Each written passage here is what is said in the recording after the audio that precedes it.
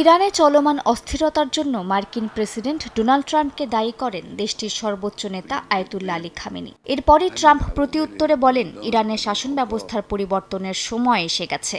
ট্রাম্পের এমন মন্তব্যের কড়া জবাব দিয়েছে তেহরান। সর্বোচ্চ নেতার দিকে আগ্রাসনের হাত বাড়ালে ইরানের সেনাবাহিনী সে হাত কেটে ফেলবে বলে হুঁশিয়ারি দিয়েছেন মুখপাত্র জেনারেল আবুল ফজল শেখার্চি। তিনি আরও জানান, খামেনির দিকে নিশানা তাক করা হলে পুরো বিশ্বে আগুন ধরিয়ে দেওয়া হবে। এটা কোনো স্লোগান নয়, বরং সতর্ক বার্তা বলে সাফ জানিয়ে দিয়েছেন শেখার্চি। একই সঙ্গে সর্বোচ্চ নেতা খামেনির ওপর যে কোনো হামলা পুরো ইসলামী বিশ্বের বিরুদ্ধে যুদ্ধ ঘোষণা হিসেবে গণ্য হবে বলে ঘোষণা দিয়েছে ইরানের জাতীয় পার্লামেন্টের নিরাপত্তা কমিশন। কমিটি বলছে, এই পরিস্থিতিতে ইসলামী আলেমদের জিহাদ রায় জারি হবে এবং ইসলামের সেনারা বিশ্বব্যাপী প্রতিক্রিয়া জানাবে। ইরানের প্রেসিডেন্ট মাসুদ পেজিশকিয়ানও একই বার্তা দিয়েছেন। তিনি বলেন, সর্বোচ্চ নেতার ওপর কোনো আগ্রাসন মানে ইরানি জনগণের বিরুদ্ধে পূর্ণাঙ্গ যুদ্ধ।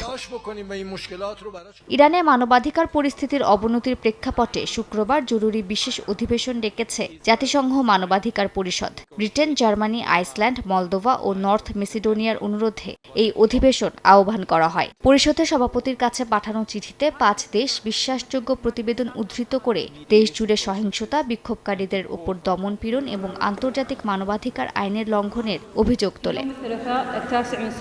এদিকে যুক্তরাষ্ট্রের হুমকি সত্ত্বেও ইরানের সঙ্গে বাণিজ্য চালিয়ে যাওয়ার ঘোষণা দিয়েছে রাশিয়া। রুশ পররাষ্ট্রমন্ত্রী সার্গেই ল্যাভরভ জানিয়েছেন, তেহরানের সঙ্গে বাণিজ্য বন্ধ করে দেওয়ার কোনো কারণ দেখছে না মস্কো।